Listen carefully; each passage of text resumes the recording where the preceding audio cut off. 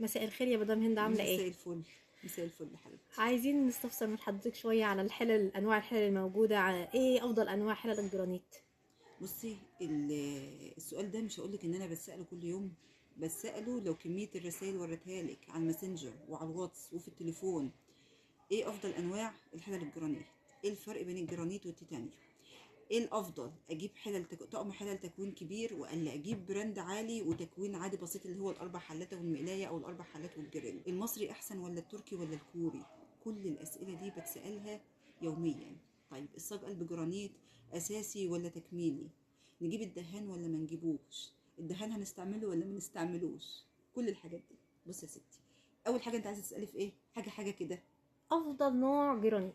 مفيش حاجه اسمها افضل نوع جرانيت، لان لو قلت لك افضل نوع جرانيت يبقى اذا ان الناس كلها هتتحط قدام حاجه واحده، لو ما جابتهاش يبقى هي كده ما جابتش افضل حاجه.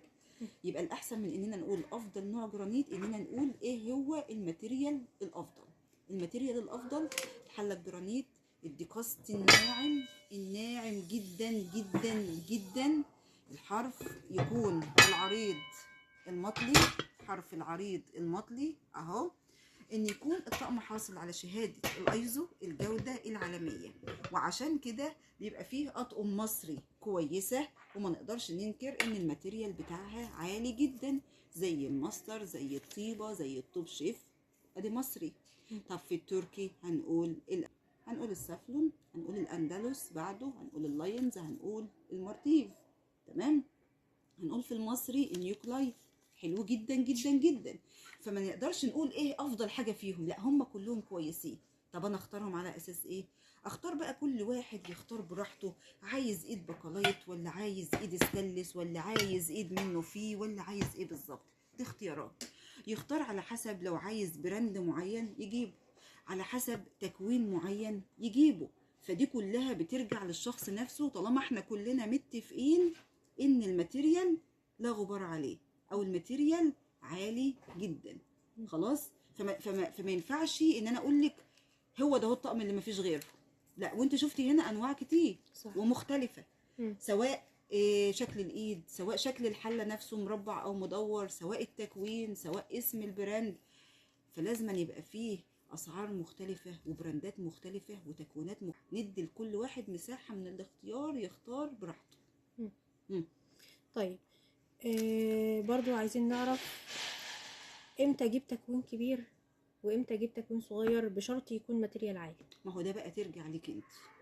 عايزه تكوين بسيط واسم براند قوي، يعني مثلا تقولي لي مثلا ارشيا، طبعا هيبقى السعر هيبقى بس الارشيا الاصليه، لان نراعى ان فيه ارشيا تقليد كتير. مم. احنا بنتكلم بقى في اعلى براند اهو، مم. الارشيا. مم. تمام. لكن ملاحظه ان لازم أن يكون الاصلي، الاصلي، لان السوق مردوم اطقم ارشيا تقليد. مم. خلاص. فهنتكلم بقى في الاصلي. اصلي وتكوين كبير هيبقى سعره معدي، اصلي وتكوين قليل هيبقى سعره مناسب، هيقترب من السافلون مثلا او كلام من ده. تمام. ده في الارشي. طب عايزه تجيبي سافلون، برضو هتبقى التكوينات اللي هي برضو ما هيش كبيره، اللي هي الحاجات الاساسيه، مثلا الاربعه ومقلايه او الاربعه وجريل، اللي هم اربع حلات ومقلايه او اربع حلات وجريل، والاربعه وجريل وصينيه، كلام من ده. تمام. طيب ما عوزناش بقى نجيب في البراندات، وعايزه اجيب حاجه كويسه وفي نفس الوقت تكوين كبير، هنبتدي بقى نقول مثلا كويس هيبقى الاندلس. مم. تمام. الاندلس وتكوين كبير هيعادل السافلون وتكوين بسيط. مم. خلاص. هنيجي نتكلم هتلاقي عندك مارتيف، هتلاقي عندك اللاينز، هتلاقي عندك الحاجات دي كلها. فحته التكوين ده بقى بالذات بترجع للبراند اللي انت هتجيبيه، وبترجع برضه لايه، للفئه السعريه اللي انت هتتكلمي فيها. في ناس هتتكلم في الفئه السعريه في القرش اللي هي حاجه و20,000، فيه اللي هم السفلونات اللي هي هتبقى مثلا ايه ال15 وال12 وال10 وال9 وال8 وكلام من ده. في ناس هتتكلم في الحاجات اللي هي 9 و8 و6 و7. فانت على حسب الفلوس اللي انت عامله حسابك عليها، بشرط ان انت ما تجيبيش حاجه الماتيريال بتاعها وحش. انا اللي يفرق لي الماتيريال، صح. اللي يفرق فيها وحشي. المندي، الرز، بصي هما الجرانيت والتيتانيوم هما الاثنين الحله نون ستيك. نون ستيك يعني غير لاصق، يعني بيطبخ فيها الحاجات اللي هي عايزه نار هاديه، اللي هي المحشي، المندي، الرز البسمتي، الحاجات اللي هي نواشف عامه، المكرونه، الكلام من ده. يعني الحله الجرانيت يطبخ فيها الحاجات اللي هي المحاشي والحاجات دي، محشي مكرونه، رز، مندي، مش عارفه حاجه المشويه، نشوح كبده، تمام، كلام من ده. الستانلس بيطبخ فيها كل الحاجات اللي هي بشوربه، اللي هي اللحمه، الفراخ، جميع انواع الخضار. فعشان كده بيكون الطقم الستانلس فيه الحلل 5 مقاسات مناسبه لجميع انواع اللي هي الطبخات المختلفه، خضار، لحمه، فراخ، الكلام اللي بشوربه ده.